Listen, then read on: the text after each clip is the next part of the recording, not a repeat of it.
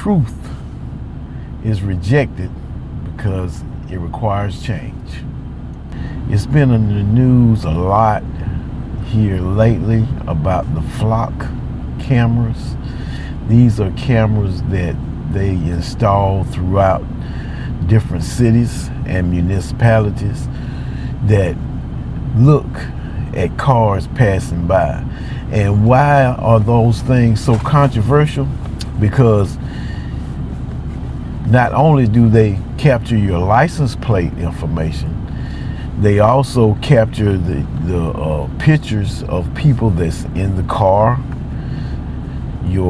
So you ever looked on television and saw how they do recognition with just your picture or your photo, right?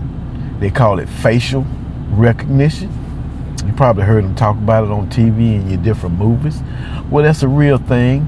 So they link your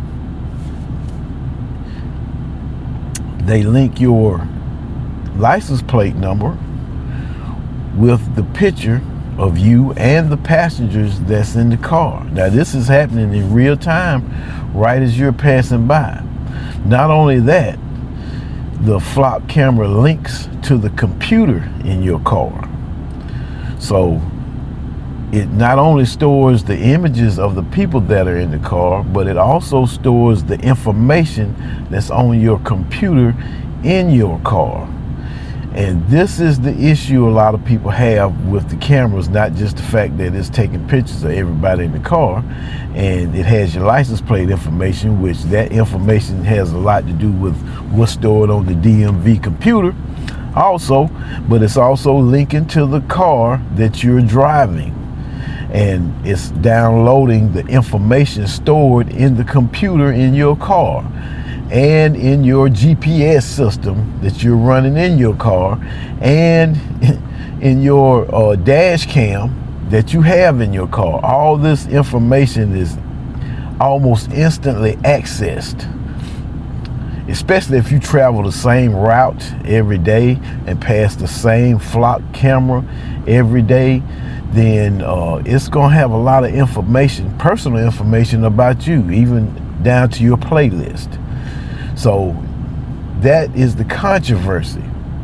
Now, if you watch the news with any regularity, you've also seen that many police officers all over the country have lost their jobs behind using the flock camera illegally. I mean, they just had some lose their job in Greenville and several in Spartanburg here and some in Columbia. You know, it's all over the place.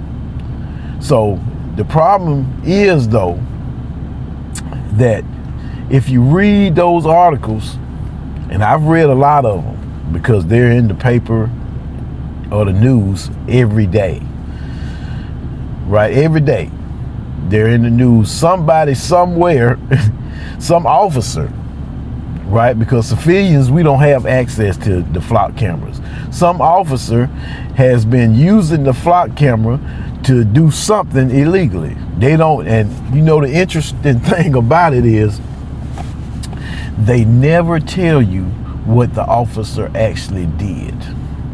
They say, oh, he's been fired or she's been fired for using the cameras illegally. And they'll have a little charge of, you know, breach of trust or some type of charge that comes along with misusing their position. But they never go into detail about what they actually use the camera to do. And that's my issue with the situation, really.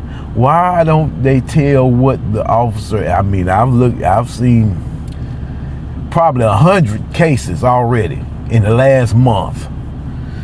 You know, and this is August, so I'm talking about July. And I had 2 of them get fired yesterday. But they never go into detail about what the person did. You know, just like if you commit a crime, you know, people commit crimes every day. Well, they tell you what the person did. Not only do they tell you what they're charged with, they also tell you what they did. They don't do that with the police officers. Now I wonder why is that. But that is the controversy. This is something you may not know. This is information you need to know. When you go past that flock camera, it's not only just taking your picture and the picture of everybody in your car if it can see all your license plate, it's also linking to the computer in your car. And if you got a modern car, that information stored in your computer is now available to those officers. Yes, even down to your playlist. So just keep that in mind, and remember that truth is rejected because it requires change.